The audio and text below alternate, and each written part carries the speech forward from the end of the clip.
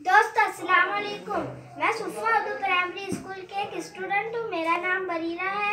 मैं 5वीं जमात में पढ़ती हूँ। मैंने एक वाटर बोर्ड बनाकर लाई हूँ। जो आइए देखते हैं ये वाटर बोर्ड किस तरह पानी में चल सकती है।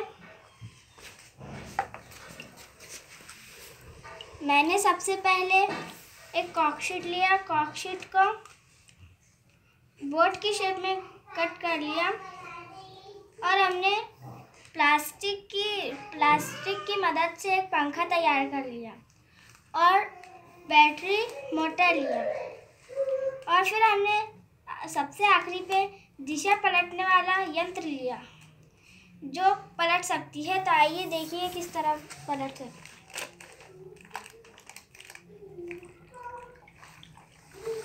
ये देखिए,